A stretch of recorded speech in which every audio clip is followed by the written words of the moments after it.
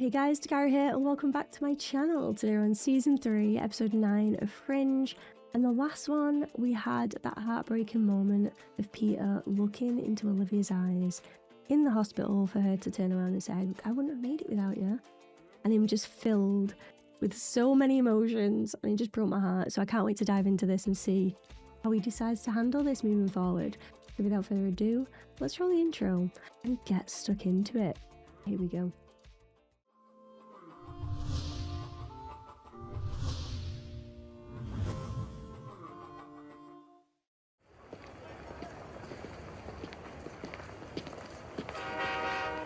That looks like a weapon.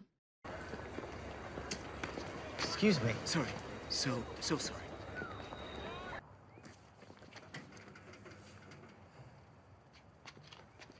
Oh, has he poisoned him with something?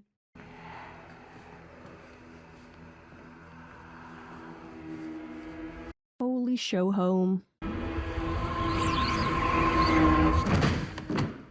But he hit the deck then, didn't he?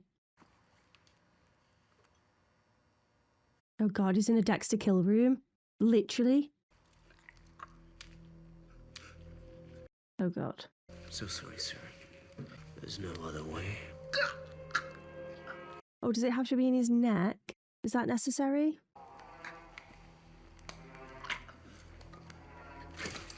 Tap, tap. Oh guys, you've got no idea what you're gonna see. Call this in. He's gone. Oh no, he's there.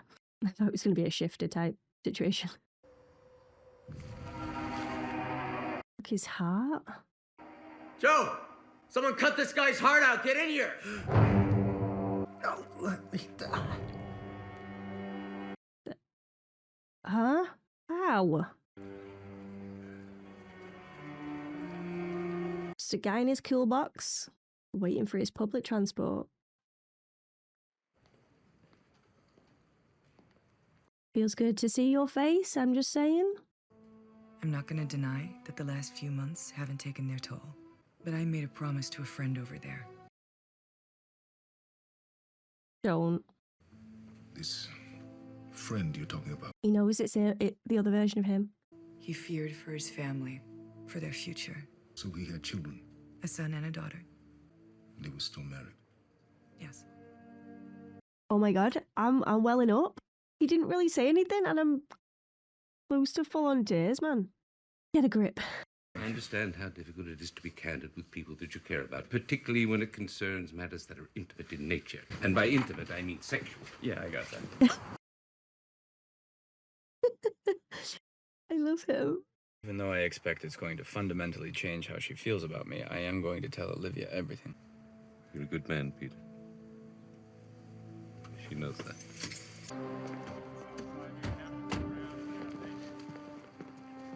He stops in his track.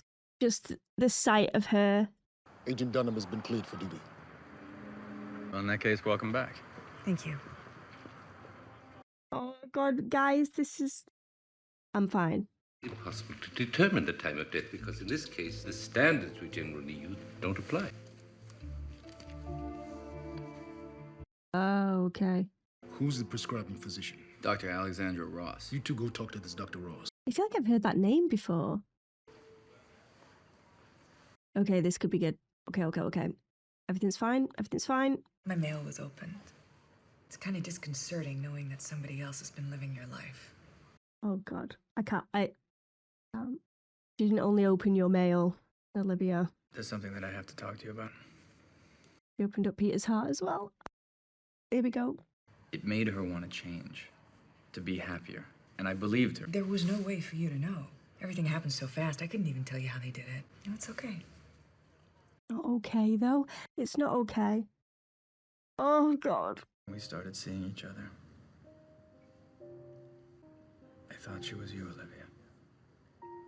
They all believed that I was her. I can understand how that... Mr. Bishop? She's trying to convince herself, guys, and it's killing me. It's actually killing me. It's fine. We're good. Let's go. They're not good. They are not good. Oh, the lump in my throat is so real right now. Mr. Russo suffered from congestive heart failure. He was on the list for over a year waiting for a donor. He had a heart transplant? Yes. Could it be that heart in particular that they wanted, and he thought that he took it? Was it this lady's heart? Oh my god, is he Frankenstein? Is that the actress from Love? Night, Walter. Good night, Esther. Peter, come here. Night. Astrid, Walter, please. You think the type of people that would steal an organ out of a transplant patient would really be troubled by conscience? He called 911. I'm betting it helps our organ thief sleep well at night. Well, at least somebody is. Oh, Peter, don't. Olivia, have you? Nope, actually I did. How did she react? Surprisingly well. No, she didn't act well at all. That was denial, denial, denial. Do you think possibly they replaced her with a robot?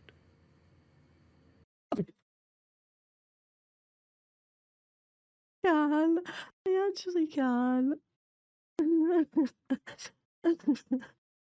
Oh, the tattoo.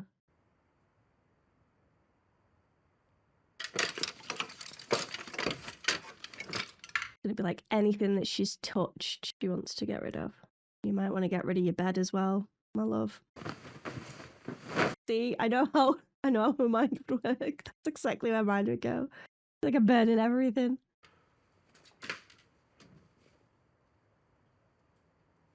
That's his shirt. He knows now. He knows who's at the apartment. Fuck.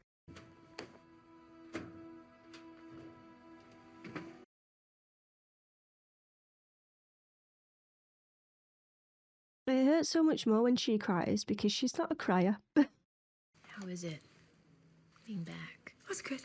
Yeah. Some honesty, Olivia, please. Peter told me what happened, you know, that he was seeing her. You saw them together. What was he like with her? Oh God, you're putting her in an uncomfortable place. He thought that she was you. I understand. It's fine. It's not fine. Whatever feelings that Peter had, they were not about her. They were about you. And they were real. That's what she needs to hear.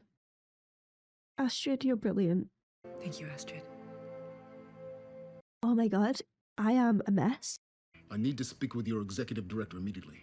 Yes, it's urgent. Immediately means urgent. Thank you. People these days. Oh, he's already on it. He's already on it. Oh no. Oh no, oh no, oh no. So sorry, sir. Nope. Nope, nope. Oh, thank God they didn't show anything.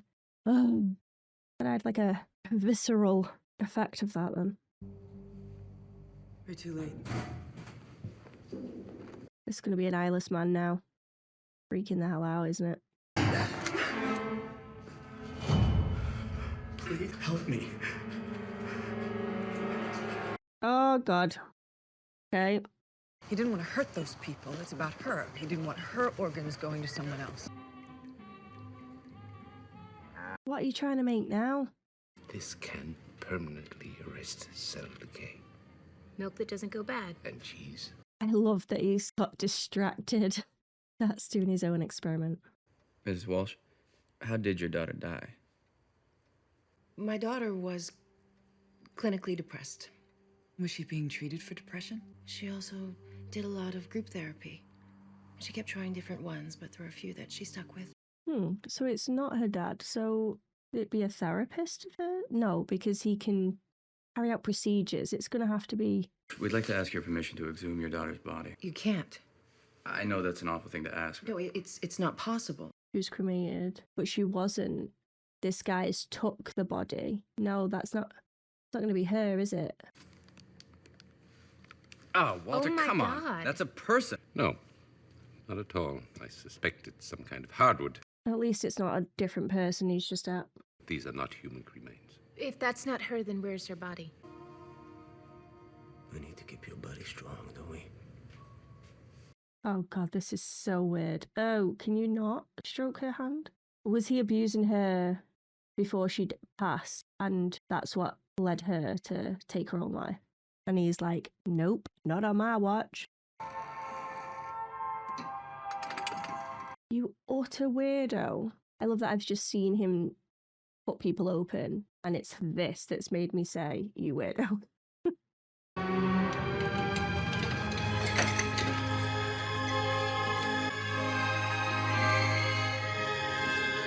What am I seeing? Worth it? All that for that? Was that worth it, that moment? Amanda Walsh's body was stolen before it could be cremated, and the funeral home covered it up. Apparently stealing bodies is not all that unusual. Of course not. I've often wondered about that, you know. Like, I bet they get things messed up, because it is just human error. Means the doctors and scientists had of obtaining human cadavers for study. I wonder how many times they've had bodies switched and people are mourning a grave that isn't actually who they think it is. Believe that it's possible to bring a dead person back to life, do you? Oh yeah, I mean, there's multiverses, for Christ's sake. Whoever's out there fighting to give Amanda back her life, even though she chose to end it, loves her, okay? Okay. Oh, this is so awkward. I'm sorry. Don't be. Let's just move on. Say what you're thinking, Olivia, please.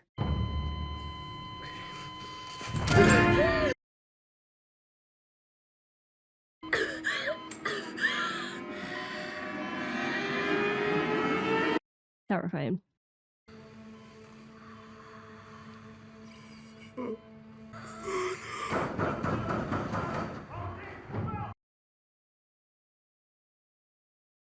I mean, her eyes look great considering she's had them removed from her body, but we move.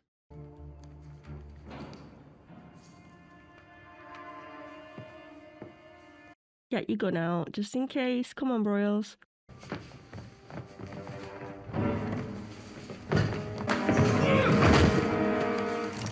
Where is she? Oh, she's off the table. When I looked into her eyes, it wasn't Amanda.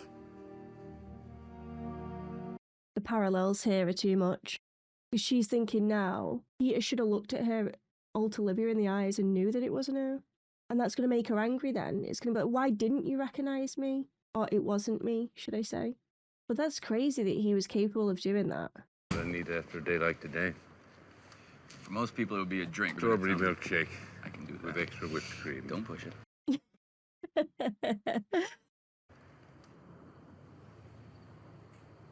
Talk to Walter. Please talk to Walter. I mean, I'll take Peter, obviously. You okay? What is it? It's you. When I was over there, I thought about you. I held on to you. And it wasn't reasonable and it wasn't logical, but I did it. Why didn't you? Because he wanted a win in his life, Olivia. He wanted a win. I don't want to wear my clothes anymore, and I don't want to live in my apartment, and I don't want to be with you. She's taken everything. I'm sorry. The observer's there. I'm looking at him as we speak. It's going to be Peter, though, that he's actually looking at. No, Walter was in the centre. Uh-oh. Uh-oh, uh-oh. Spaghetti-o. Well, that episode was a little bit upsetting, wasn't it? I think I just struggled with that one more so, the emotional stuff, because we've had episodes and episodes now of them building to this point and knowing that both sides are experiencing very different things. When they inevitably come back together, it's gonna be awkward, it's gonna be tense, it's gonna be very conflicting. And we saw that. We saw every stage of grief when it came to Olivia there. It was that initial sense of denial right off the bat, like, it's fine. No, it's fine. It's fine. And then it sort of started turning into resentment and anger. And then the emotions hit and she faced the truth. It was all very emotional for her.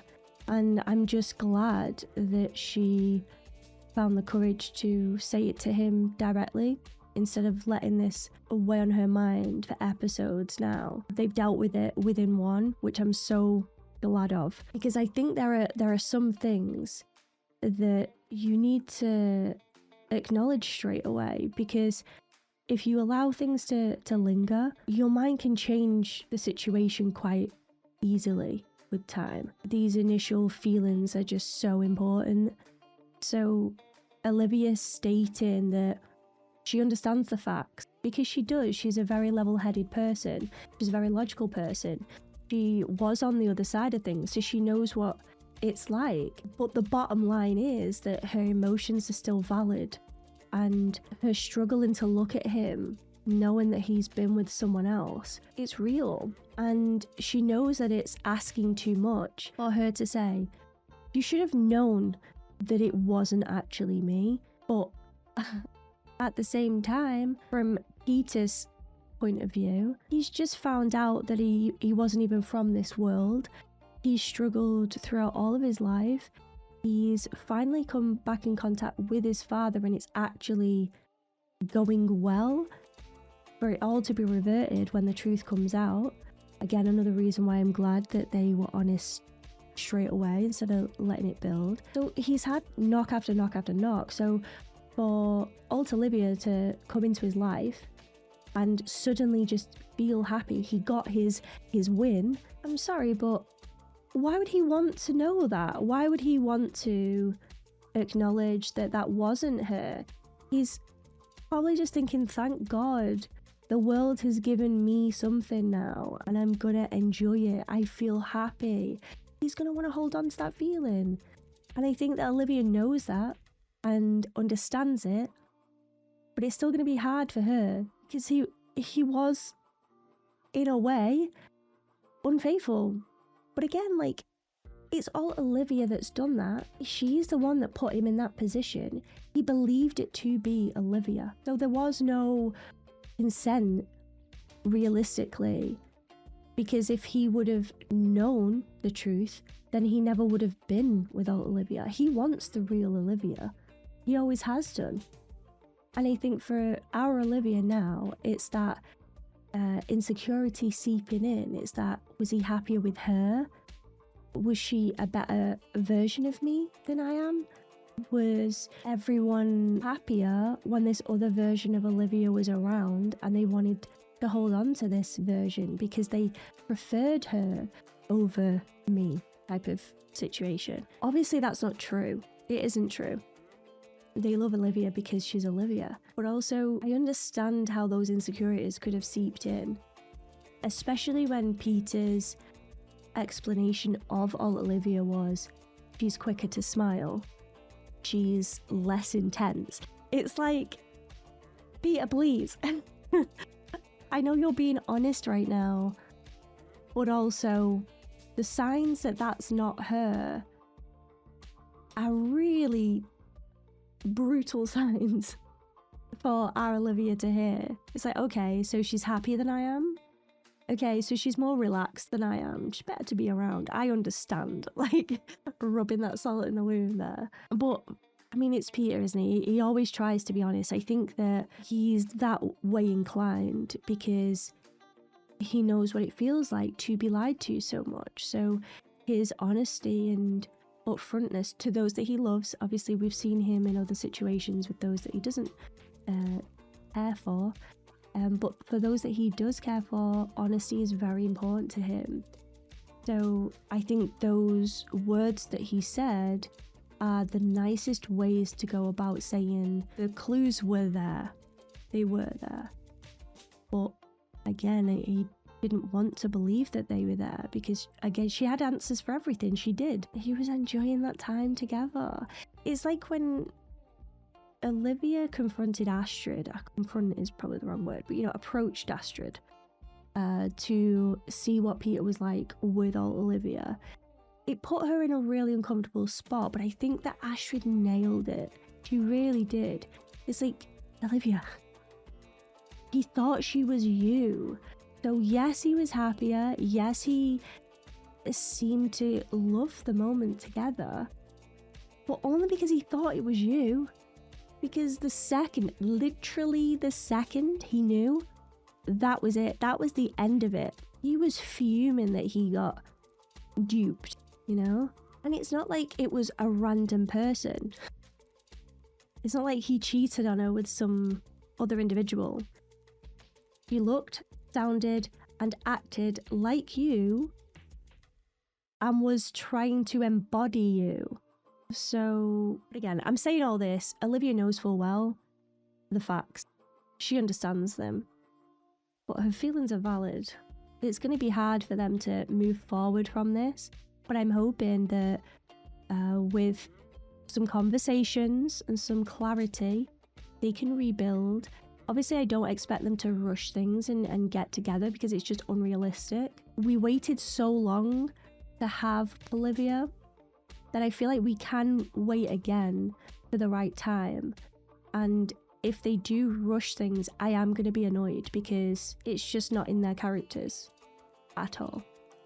Also, I want a scene where Peter expresses his side of things, because don't get me wrong, I am so glad that he didn't make it about himself in that moment, because that was Olivia's moment. So please don't think that I'm blaming Peter in any way for not opening up then, because I'm not. I think he did the right thing. I'm just saying, like, further down the line, I would like to see Peter do the same thing with Olivia, and Olivia to be the one to listen and realize from his point of view what happened to him, because he is a victim as well in that situation. He was manipulated, and yeah, he was tricked from the get-go. Yes, he had intimacy with this Olivia, but without knowing that it wasn't someone, like, it's so messed up. It is so messed up.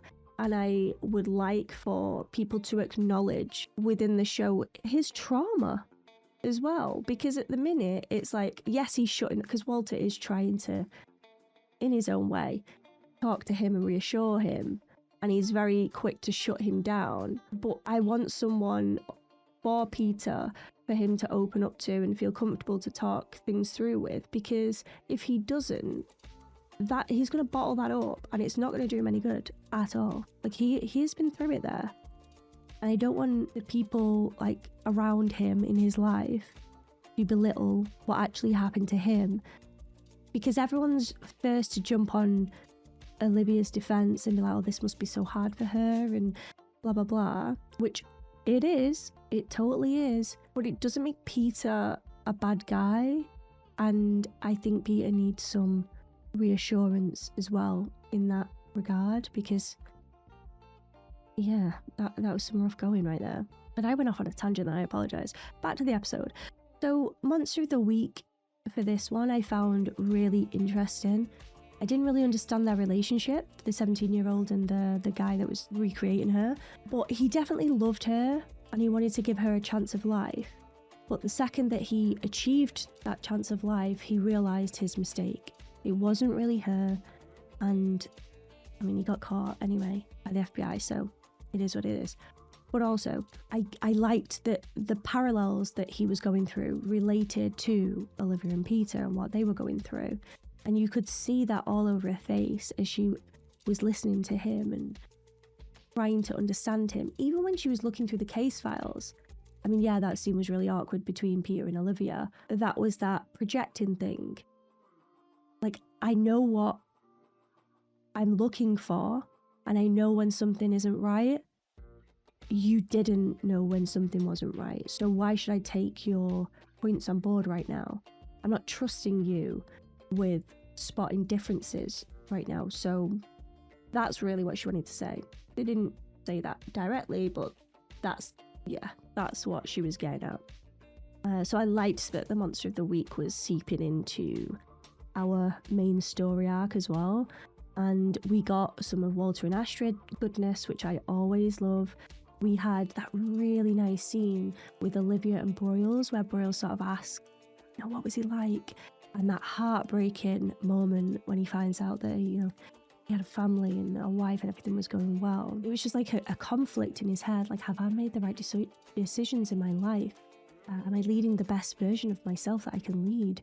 Was this guy doing it better than me? You know, you saw all of those feelings rushing around his head and sort of mourning the loss of something that he's never had, but knowing that the other version of himself has had it, you know, it's got to be strange. It's got to be really strange. And I can't blame him for being Olivia about that. And I think Olivia, she sold her case quite well, because Broyles was adamant on, no, you're not coming back to work, that's it. And her saying, well, it was the old version of yourself that I made a promise to, and he's so much like you that I want to carry out that promise because I'd do the same for you. So it's emphasizing the bond that the two of those have, which I think is really brilliant. Because yes, we have those little scenes now and then, and we know that they care for each other, but it's typically Broyles looking out for Olivia. So for it to be the other way around, I just found it really nice, really nice. I do wonder as well, because this guy achieved, or he got close to achieving, bringing someone back to life, you would think realistically that Massive Dynamic would take over all of his experiments and his findings and to then utilize them moving forward, because they know that the other world is more advanced when it comes to health and like breakthroughs in general. So you'd think, like, knowing that, you'd be like, right, okay, well, let's try and catch up. This person has discovered X, Y, and Z. Let's take that on board and just collect everything. Like, from a scientific point of view, I feel as though they'd be silly not to collect all of that evidence. And that's the whole point of Massive Dynamic, right? So we'll see if Walter actually takes that on board, or if we just don't hear from any of that ever again. I've missed Nina again. Like, it's been a while now, guys, and I want to see Nina's reaction to our Olivia being back and her saying, I knew it wasn't you, you know. I knew it was, because she did. She was the only one that I can remember. I mean, other people have had like thoughts, but it was definitely her that was like interesting. And you could see that she was clocking it straight away. She was more suspect of Alt Olivia than anyone else was of Alt Olivia. Obviously, Peter noticed things, but that's a whole other situation. we won't dive back into that again, but you guys know where my head's at with that. Loved it. Loved this episode. Very emotional, very captivating. 10 out of 10. Thanks for watching, guys. If you enjoyed this reaction, please give this video a like, because it lets me know that you did, and maybe subscribe to the channel as well if you could be so kind. But as always, there's no pressure here. I would just love to have you be a part of the DAT pack. I would love nothing more. If you'd like to see these reactions in their extended form, then head on over to Patreon. Just make sure you check out the tiers, look for the right one that suits you, and yeah, let's allow the family to grow. I'd love to see it. Okay, guys, I'm going to leave it there, and hopefully I will see you all again soon for another reaction. Thank you so much. Goodbye for now. Speaking of the DAT pack, let's take a comment from there, and this time I've chosen Michael. Michael says, 2 weeks, Dakara. 2 weeks. We waited 2 weeks between this episode and the next one, so that's between 307 and 308. They had a 2-week wait. So it's funny, but when you're obsessed with a show like this and you have a wait between episodes, your mind starts going through different scenarios. Understandable. Playing out scenes. And my recollection of this time period on different message boards was that Peter was taking a beating for not figuring out it was our Olivia that was gone. He should have figured out that this clue or that one. I always had sympathy for Peter. He was as much of a victim in this as anyone else. My point exactly. Also, the feeling was it was taking too long for this storyline to end, but looking back, I love this storyline and the time it took. The back and forth between universes, the way we get to know the different characters in both universes. Anyway, the wait was 14 days of hell. No kidding. I think I'd have been exactly like you, Michael. I won't lie. I think it would have killed me having a 2-week wait, especially on how 307 ended to 308 beginning. So not knowing at that point, I'm surprised that so many people blame Peter though. Obviously, my experiences is different because I don't have that long wait between episodes. Then maybe my mind would have wandered into different situations. But I don't blame Peter right now. I just don't. I think that he's had such a hard life, and for him to finally find a little bit of hope and happiness, you can't blame the guy for wanting to hold on to that. I'm sorry, you can't. I also, after watching 309, I don't blame Olivia for being angry either. I don't think any of them are in the wrong. I think they've been forced into situations that they don't have control over. and that, yeah, it was pushed onto them. They just had to react how they felt was right at that time. So again, the second Peter found out that it wasn't actually Olivia, he threw a stop to that instantly. And Olivia holding on to Peter's image, like, it just shows that the bond that they have and how badly they both want it to work, but because of outside factors manipulating their story, they're forced to put a halt on things and separate themselves. And I might be in the minority by not wanting them just get along and be instantly back together, but I think that the situation is so big that for them to rush it now would do more harm than good. I think it would be more satisfying of a ship if they rebuild the damage that has been caused due to all Olivia. And I know I mentioned it a while back, but I kind of want all Olivia to have a conversation with our Olivia.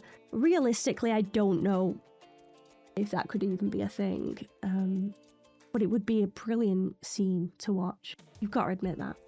Being Olivia v. Olivia, and I guess as an actor, that would be really pushing your boundaries there of how to portray both versions at the same time. Yeah, that would be so interesting.